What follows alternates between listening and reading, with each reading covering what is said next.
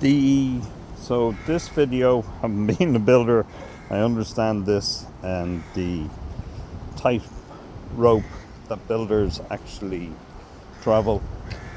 So the biggest financial risk for a contractor isn't the biggest ones, the small ones, as far as I'm concerned. It's the incremental ones. It's losing money on a job.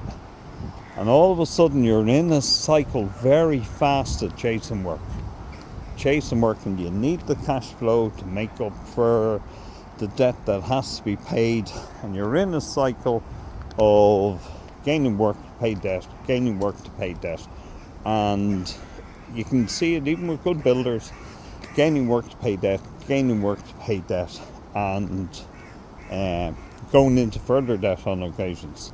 So I've seen loads of builders pull it out of it. I've seen other builders go deeper.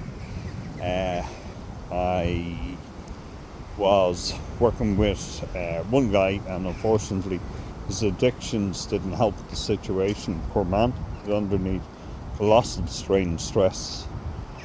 Drink addictions, smoking addictions, gambling addictions, and the reality on a lot of levels, while we never say this, we all know that addiction is part of the joy and the fun of construction as well. So people look for reasons for financial risks, and they try to analyze it in terms of fixed costs or in terms of underpricing projects, and it's certainly that. I received a tender back recently for a 450 grand job, and one guy was 120 grand below. Like, there's just no way to be anything on that, and he's going to go further into a hole.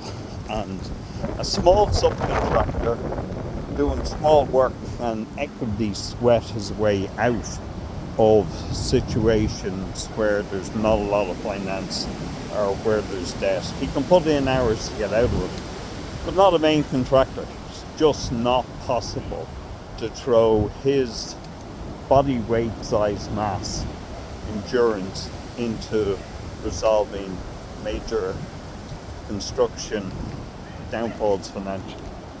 So and a lot of these, there's issues on site, there's bad tendering, there is cash flow gaps with clients, there is wrong projects, wrong clients. I beseech people really and truly, interview the clients as much as they interview you, for everybody's harmony. I really do think that that's of vital importance, to make sure you're aligned and you can work together. Of colossal importance. So, to me, while underpriced jobs, poor workforce, non-availability of labour, overexposure to inflation, all of these are real dynamics, but the biggest one is these then lead to a cycle, and they lead to a cycle where debt is spread out amongst debtors and the taxman, and before you know it, the cycle is unsustainable and it bursts. And whether it bursts for an alcoholic builder who's ringing me up on a Wednesday evening for sitting drunk, poor man, drunk on some bench somewhere, talking utter gibberish to me, but my heart went out to him and I didn't hang up. I was very worried about him. Rang him next morning to make sure that he was okay. And or whether you're a major corporation. And I'm often amazed, genuinely, the more Irish companies, medium-sized builders, don't spread their risk into the UK or into Europe. It does surprise me that all the eggs are in one basket, and then when a downturn comes, they all try to leverage out of it. So,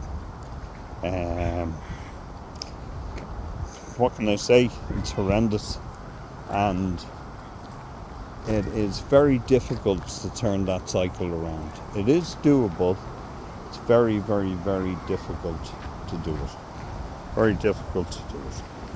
Okay, so that's my thoughts on the financial risks for a contractor, but really and truly, they're so multifold, but it's the cycle for me that is of uber importance rather than one big thing.